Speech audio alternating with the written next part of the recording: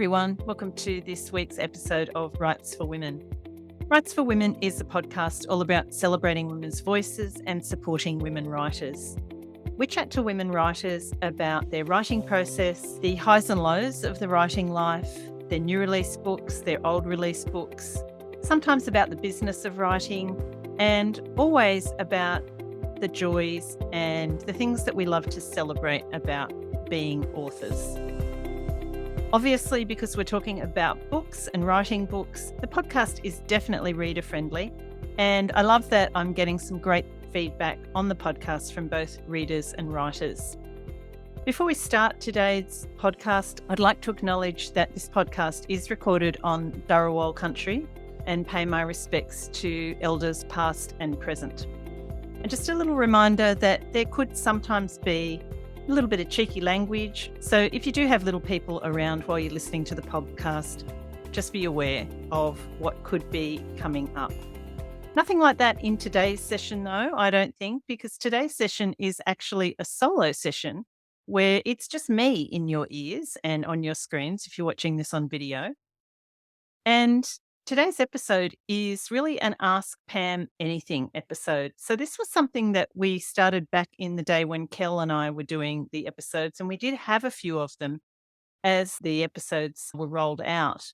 But I haven't done a Q&A for a while, and there have been a few kind of different issues and discussion points coming up lately between myself and other authors and things I've seen discussed on social media. So I thought it might be a good idea to just have a bit of a Q&A session. And I'm just going to start this whole thing with a caveat that anything I say is purely my opinion.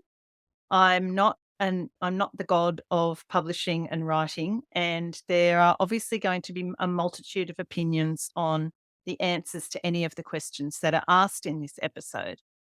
I'm basing my responses to these questions purely on my own experience and what I have observed after being a writer for the last 23 years and being in the publishing industry for the last 11 years, the traditional publishing industry, and also a little bit of experience as an indie author. So please take anything that I say with that in mind, and I'm always happy to hear alternative opinions and to open up the conversation to discussion. So if anything that you hear in this episode prompts a thought from you or you'd like to add to the conversation, definitely pop something into the thread of the social media post where this is going to be released, or email me at w4wpodcast@gmail.com, and I can throw your comments and further questions into the next episode. So this is probably going to be a two-parter, I would say. Quite a lot of questions came in when I put out the call on social media for questions about writing and publishing, which is fantastic. So thank you to all those people who responded. And it might even be an ongoing thing where every couple of months or every few months I do a Q&A, and I might even open those questions up to some other Q&A episode, and possibly even open those questions up and get some other opinions from different authors. We'll see how that goes. So today I'm basically going from the top and starting with the first question that I came across on the thread when I popped the question on Instagram. And it's from Catherine Potgota. Sorry if I got your name incorrectly pronounced there, Catherine, but thank you so much for your questions. And Catherine gave a fabulous rap to the podcast as well and said it was the first one that she listened to do with writing and continues to listen to. So thank you very much for that. The question is, do you read a lot outside the genre you write in? And do you think you would ever write in a different one? So for me, the answer to the first part of that question, do you read a lot outside the genre you write in, is definitely yes. So I define myself as writing in the genre of women's fiction, or perhaps more specifically, rural women's fiction. When I was first published by Hachette, my books were marketed as rural romance because at the time, rural romance was in its early stages of development. The publisher was looking for an author that fitted that genre. And because my book was about a woman and it was set in the country and it had horses in it, it fitted the rural romance genre as established by authors like Rachel Treasure, and continuing on with Mandy Magro, Fleur MacDonald, and a whole range of others. So romance was expected in that genre. And even though I didn't write straight romance, I did go on, I guess, in the next few books to write romantic elements into the story, which was absolutely fine and fitted the journeys, I guess, that my characters were on. So, in my heart, and what I have now developed into is a women's fiction author, contemporary women's fiction. And because I write my stories set always in a rural location or containing at least a rural location, and I love to write about landscape and setting, I have joined the ranks of women like Leonie Kelsall, who are writing rural stories that don't necessarily contain romance, but definitely have that rural element. So that's the genre that I write in. I do read within that genre. I read rural romance. I read women's fiction. That is, I guess, the main genre I read. But I do also read crime, and I don't read a lot of fantasy, but every now and then I do read usually a student's work that's fantasy and absolutely love it. So that's definitely a genre I'd like to explore further. I don't read horror and I don't read science fiction, but I do find that reading across a range of genres helps to broaden your ideas. It helps to show you different ways in which the structure of a book can be set up. You get great ideas for twists and turns from crime books. And historical fiction is also another really favorite genre of mine. And I love when historical fictions have dual timelines and multiple points of view. And what I've found is, and I think most writers find this, that once you've started writing and you've been writing for some time, it's really hard to divorce yourself from analyzing what you're reading. You tend to read as a writer, and that's great. We should be reading as writers to some extent because we want to be absorbing and picking up all those fantastic things that other writers are doing, not to copy them, not to mimic them, but to broaden our own writing experience. And I maintain that reading is the best way to learn. And one of the things that I do in my Turn Up the Tension course is that I ask students to have a model text which is a book within their own genre that they use as a textbook just to refer back to how did the writer open the book? How do they construct a scene? How do they write dialogue? How much description do they have? All those sorts of things, because I think we can learn from the people who have already done it. And we can then use those techniques to adapt them to our own writing and our own writing style. So I love to read outside my genre. And in terms of would I write in a different one, I guess I haven't necessarily written in a different one, but I've broadened out. Where I started off writing rural romance, rural fiction, I've broadened out to contemporary women's fiction. I could potentially see myself writing historical fiction. I don't think I would ever write crime, but my motto is never say never because you just never know what's around the corner in life and certainly in this industry. The writing outside of your genre is a little bit of a fraught question because what happens when you are picked up by a publisher is that they pick you up either because they're looking for a book in that genre or they want to brand you as an author who writes within that genre. So if you're picked up, for instance, writing crime, your publisher, a traditional publisher, will want you to continue to write in that genre. The same if you write romance, probably science fiction. Not that I'm familiar with that genre, but whatever genre your publisher picks you up in, that's going to be what they want to establish you in. So it's going to be probably at least 4 books before a publisher will allow you, if you like, or go along with you breaking out of your genre if that's something that you want to do. And I guess that can be a little bit restrictive. And for some people, that's why they choose to become indie authors because you can write across genres and you can write anything you like because you don't have someone over your shoulder saying, no, you can't do that. It's completely up to you as an indie what you write and what you publish. I guess who we need to consider, though, is the reader. So readers are going to pick our book up, and if they love it, they're going to think, okay, where's the next book like that from that author? So you do want to have some consistency in your brand with your readers. That said, I think there are a lot of readers like me and like many people I know who read across genres too. So they're going to be happy to read if they like your voice and your style and the way that you write your characters and your plots. they're going to try you in different genres, and different authors who I've spoken to who write, maybe they write in rural romance and erotica, or maybe they write historical and contemporary. Different authors I have spoken to who write across genres say a lot of their readers do go with them across those different genres.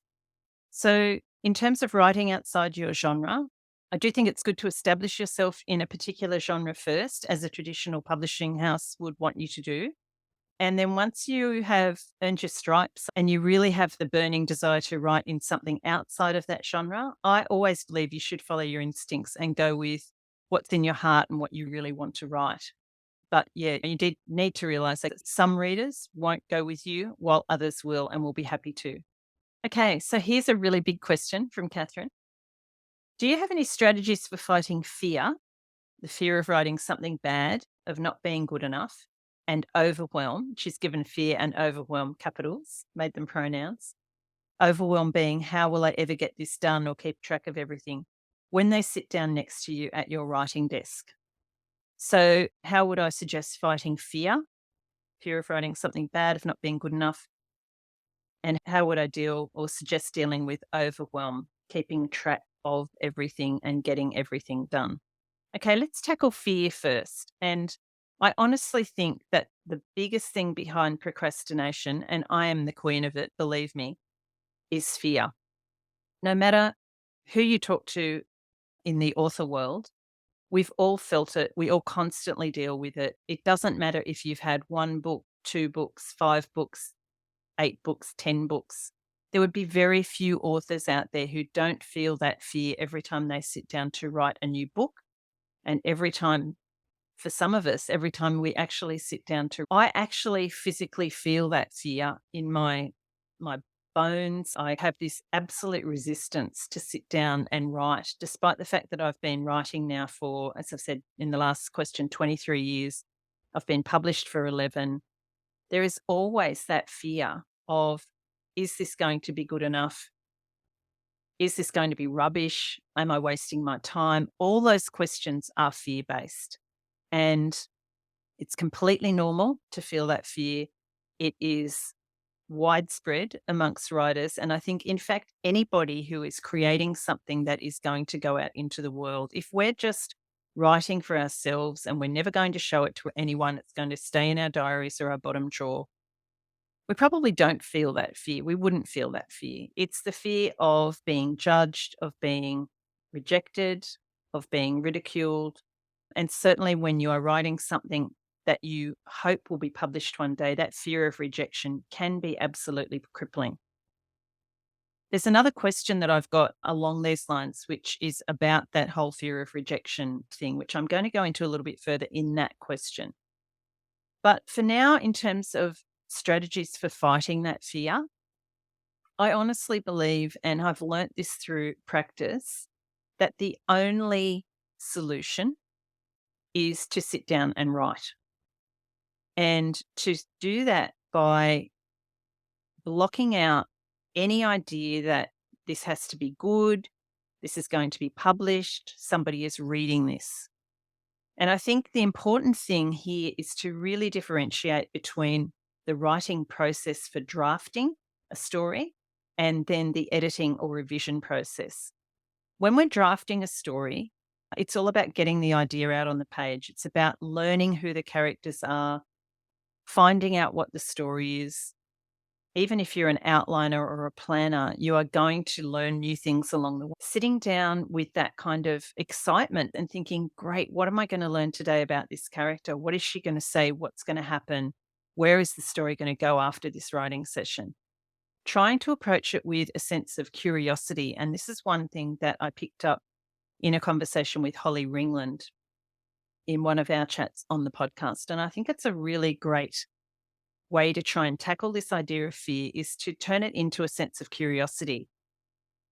If you're curious about what your characters are going to do and what's going to happen next in your story, it's very hard to feel fear at the same time. You might still feel a little bit, but it's just making yourself sit down to do it and accepting that what you write in that writing session when you are drafting, it's not going to be perfect.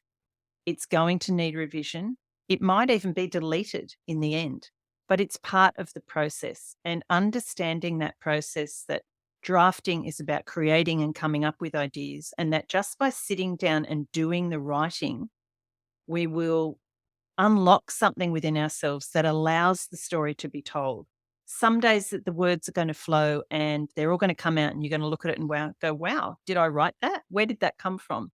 Other days it's going to be literally like blood from a stone, to use a cliche, drawing one word out at a time. I can recall a particular time when I was contracted for my second book. I was on a very short deadline. That book was Essie's Way, which has been subsequently revised as All We Dream and republished.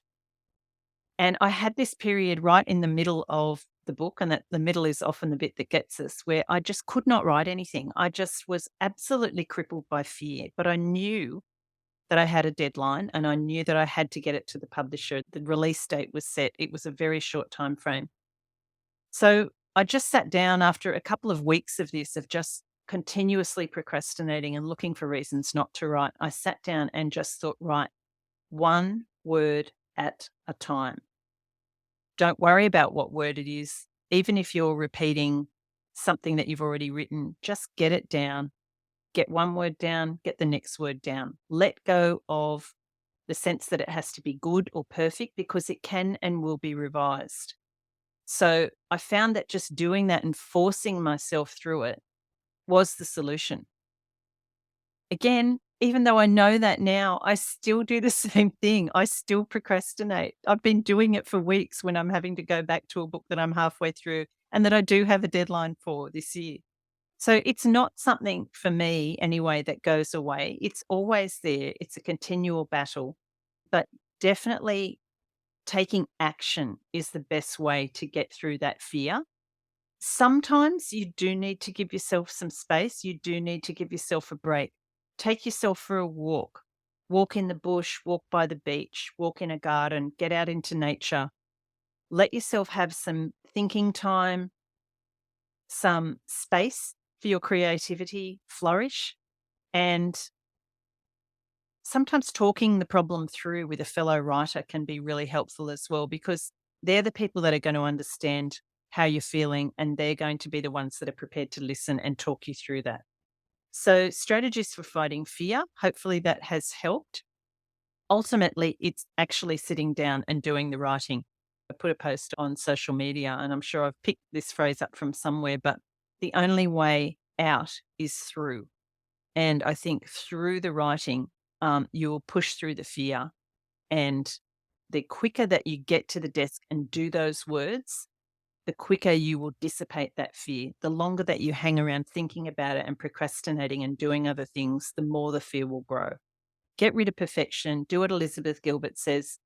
Stick the imposter in the back seat or in the side seat and say, you're along for a ride, but you are not taking the wheel. I'm in control. I'm getting words down, and sorry, not listening to your directions. In terms of overwhelm, yes, I am constantly feeling overwhelmed.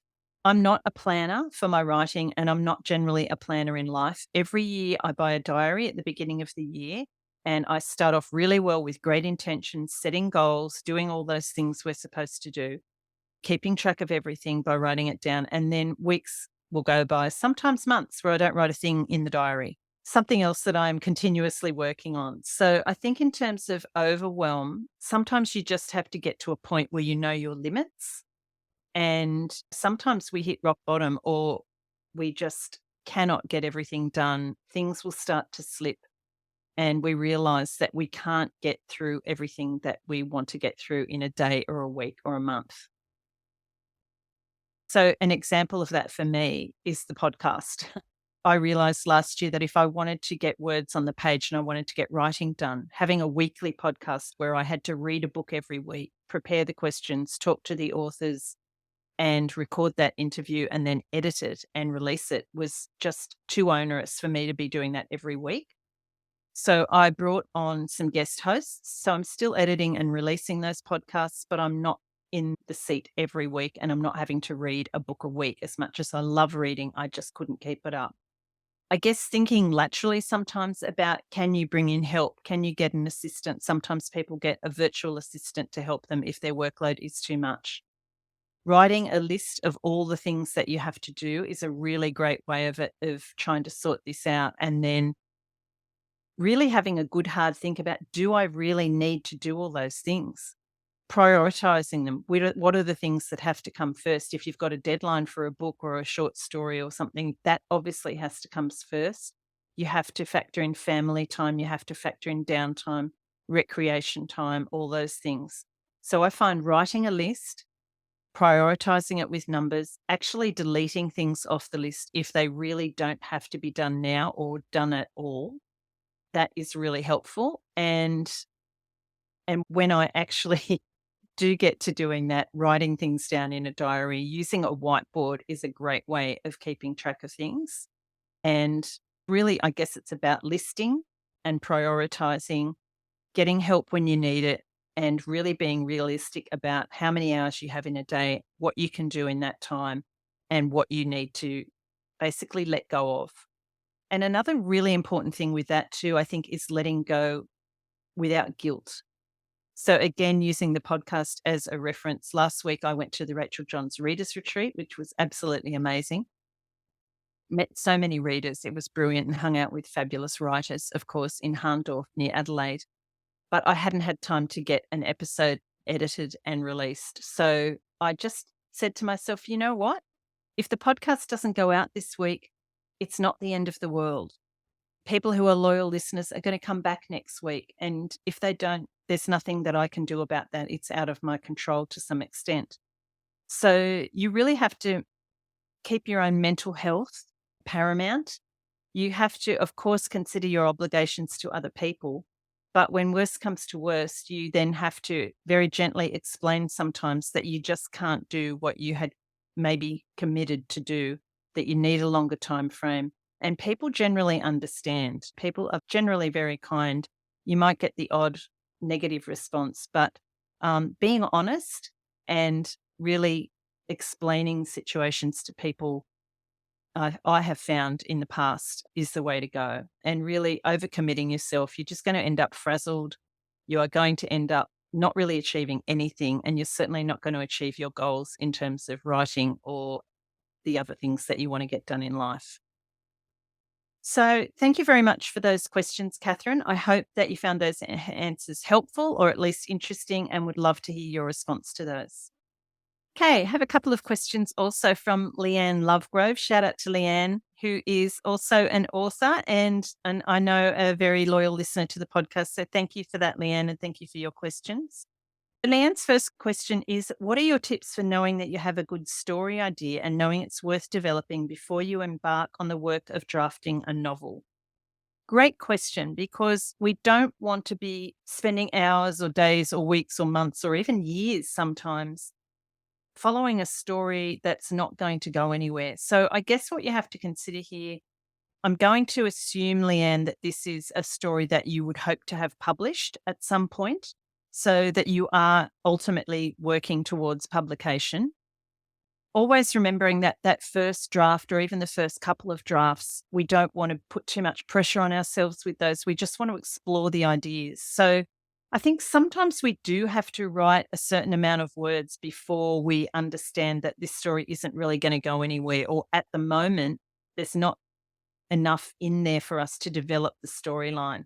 So if you write 10 or 20 or 30,000 words and then have to scrap it or file it, because never ever scrap anything, always keep it for later just in case, it's never wasted, because you, in the writing, you are developing more ideas, you're learning about character, you're improving your writing skills just by doing it. I don't think anything that you write is ever wasted.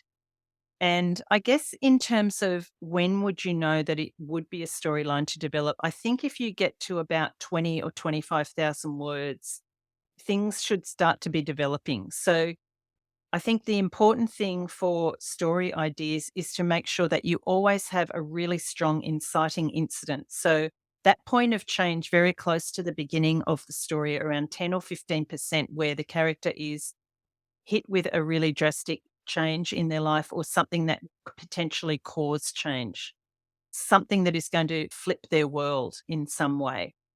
So thinking about your character and having that incident happening relatively early in the novel, that's then going to set the story off on a particular path.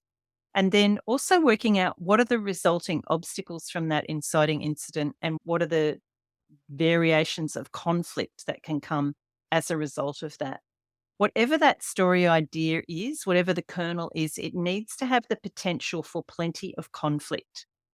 Really, conflict creates the spine of the story. And if we don't have enough conflict in the story, if we don't have the character being pushed and pulled in different directions and really being put under pressure, we need to have our character under pressure in order for that story to be interesting and to be able to be developed. So I think that having a story idea that has the potential for all those things, for conflict, pressure on your character, development of your character. So a really big thing is to make sure that who your character is at the beginning of the story, they're going to be someone possibly completely different at the end and certainly changed in some way by the action of the story and the events that they've undergone. So a story idea has to have all those things. And sometimes when you first come up with the idea, it might not seem to have those things, but if it's a story that keeps calling to you, and I think that's another really important point, is it a story idea that just won't go away, that you keep coming back to and thinking about? Because I'm a really big believer in our subconscious kind of calling us towards stories.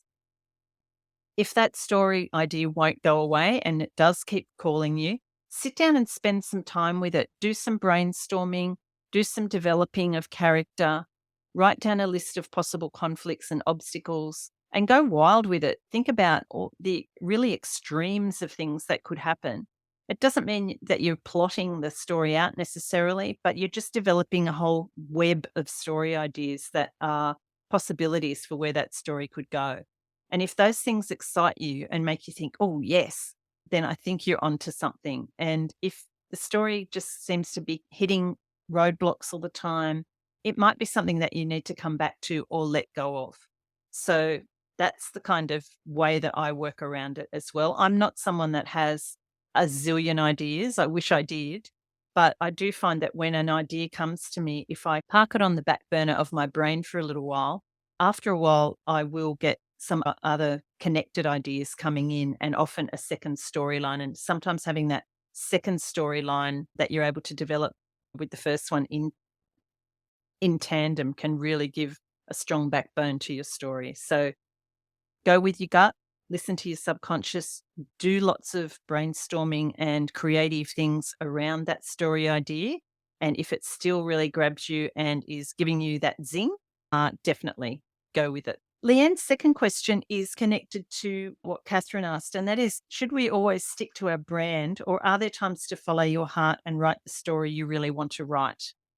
I think the answer to that, Leanne, is in the second part of your question about writing the story you really want to write. I do think that, as I mentioned in answer to Catherine's question earlier, if we aim for publication, particularly if it's publication with a traditional publishing house, you do need to stick to your brand for a while.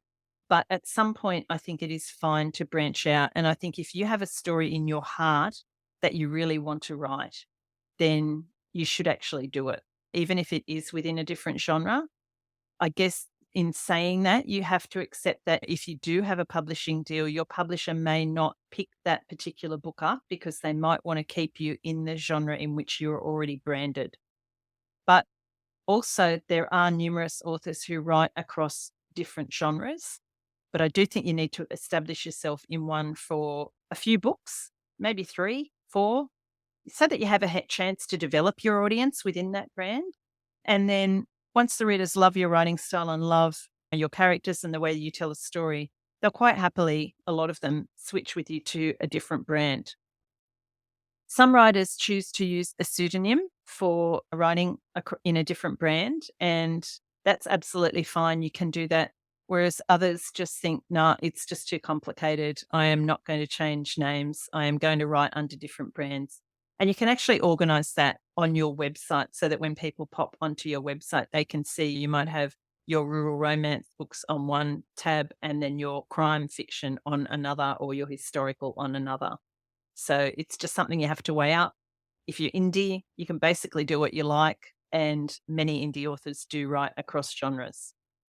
Okay, another question or I guess comment from Another very loyal listener, Desney King, shout out to Desney, who has a fantastic book out there, Transit of Angels. But it's an absolutely beautiful story about a woman dealing with grief and renewal and hope and friendship. There's so many different things going on in that story, and it's absolutely beautiful. I'll put a link to that in the show notes if you'd like to check out Desney's book, and Leanne's also.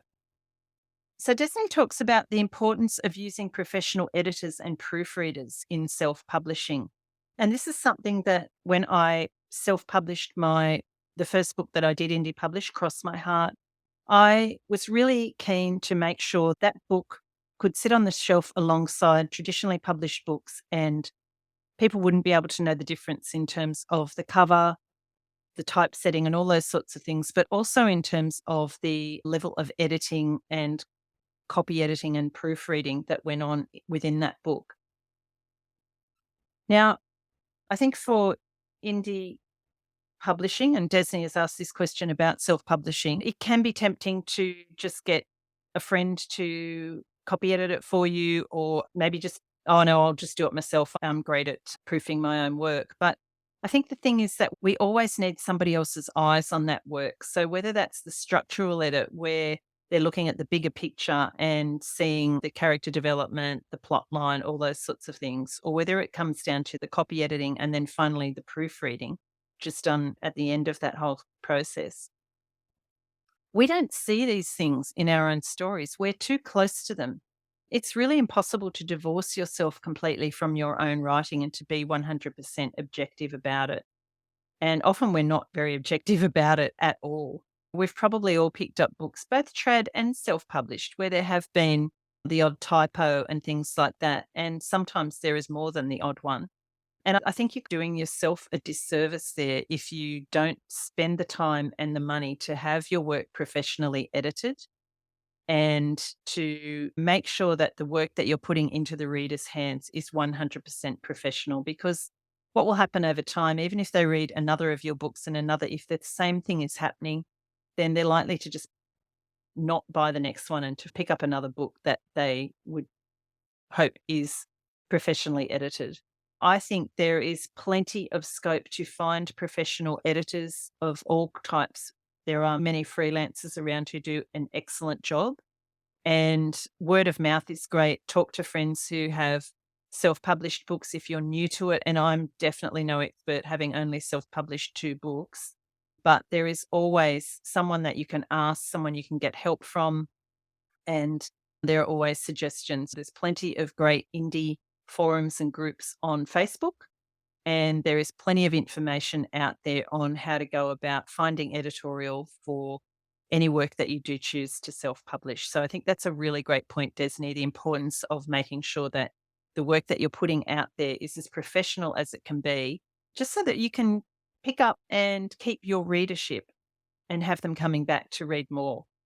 Desney's second question is about how to get self-published books into bookstores. Now, I am, as I said, no expert on indie publishing. And as far as I know, in Australia at least, it is very difficult to get self-published books into bookstores. If you have a personal relationship or some kind of business relationship with an independent bookstore, then you are often able to ask them to stock your books. I've had a great relationship with Harbour Books in Ulladulla, who have always stocked my books, and one or two others. Anna at Cronulla, shout out to Anna if you're listening, has always stocked my books when she had the store.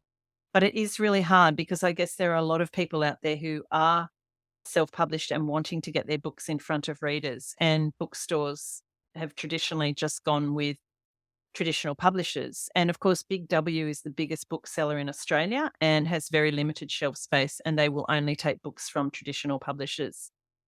There are a few book distributors around, and I don't know the names of them, but if anybody does know the names of those book distributors, would be great if you could send them to me, who will actually help you get your books into bookstores.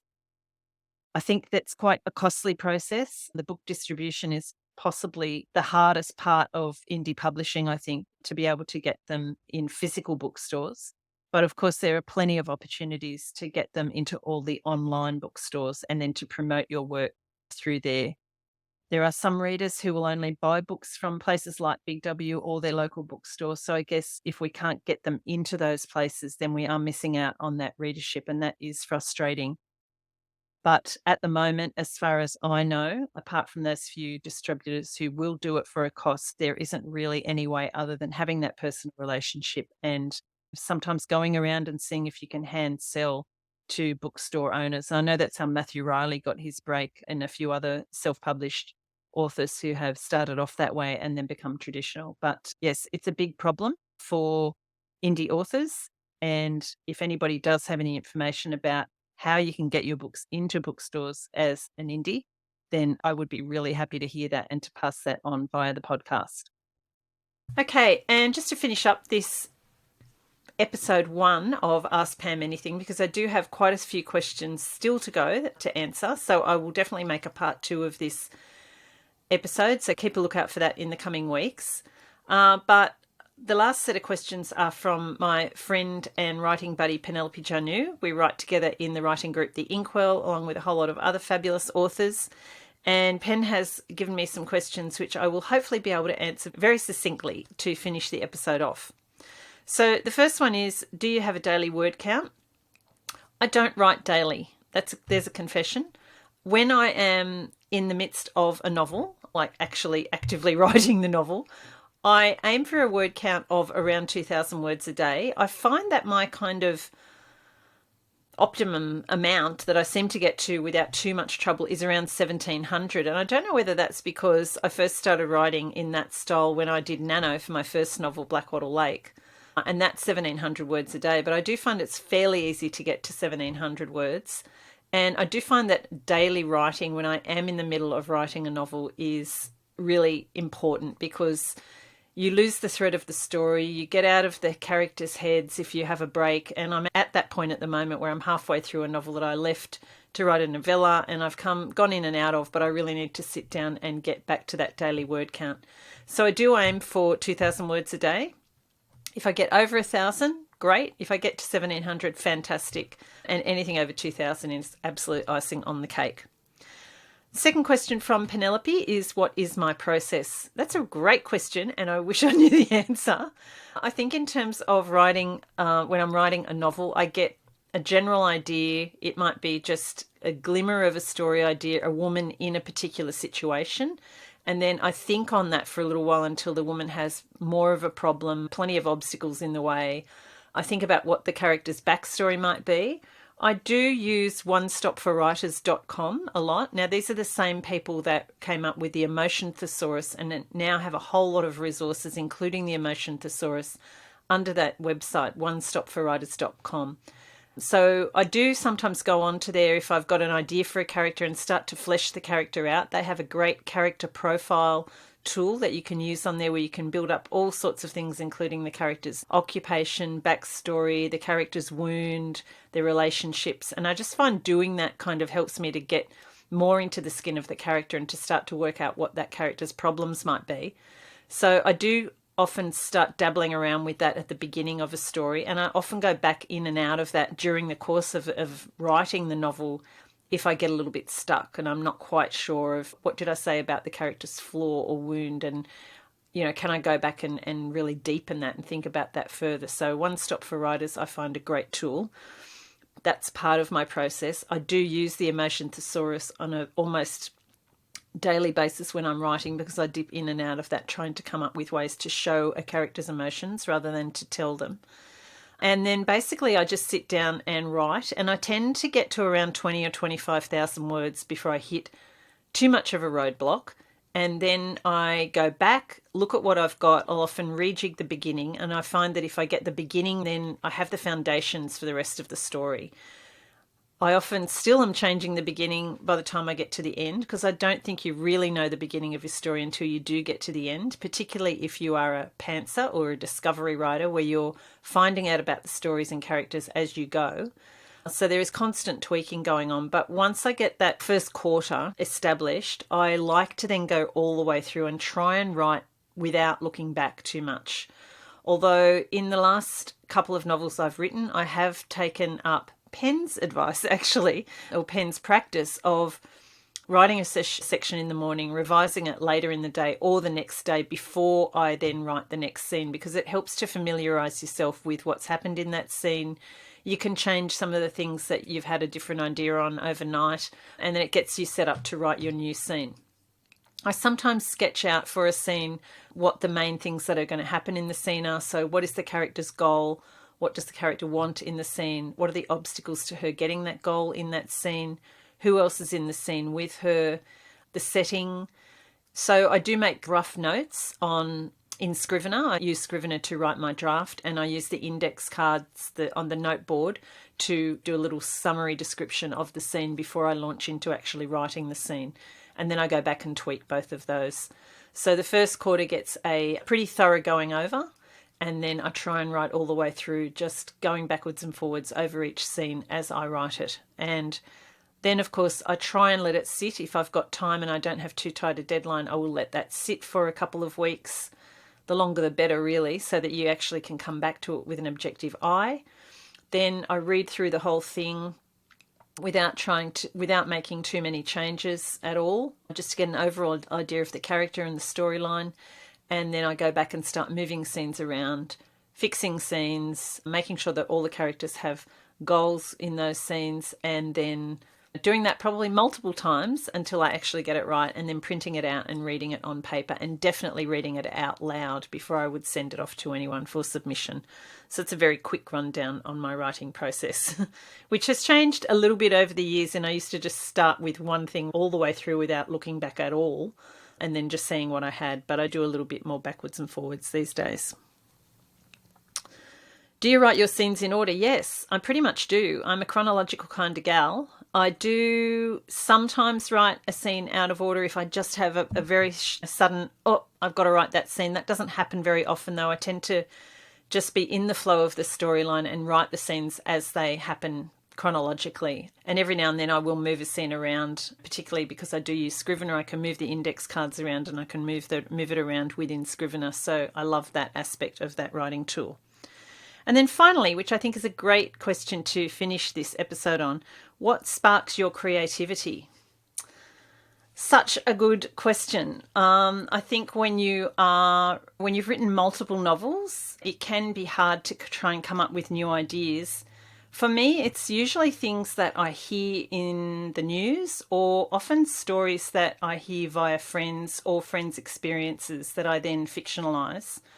So those sorts of stories, anything that is involving a woman having to adjust to a big change in her life and how that change affects her and her relationships, those sorts of stories really spark my creativity.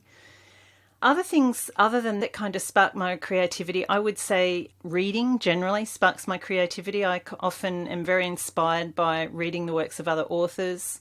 Reading poetry really inspires my creativity as well, and I want to get back to doing some daily poetry reading each morning. I saw Geraldine Brooks at the Sydney Writers' Festival, and that is part of her practice, to read a poem every morning or before she starts her writing session. And I think that's just such a lovely idea, because it really gives you a different perspective on things and gets you into that whole beautiful world of lovely language, which we are all hoping to get onto the page ourselves. Music is another thing that sparks my creativity, and particularly country music, because I love the stories in country music. And I used to be listening to music all the time. I have dropped off a little bit on that, but I do find when I do sit down and just listen to music just for the pure joy of it, I do find myself being really inspired and often coming up with some kind of idea. And the other thing is walking and just being out in nature, being in the garden, even if I'm pruning roses or weeding, just having that mental space and fresh air and being around beautiful plants and flowers, even if they're weeds.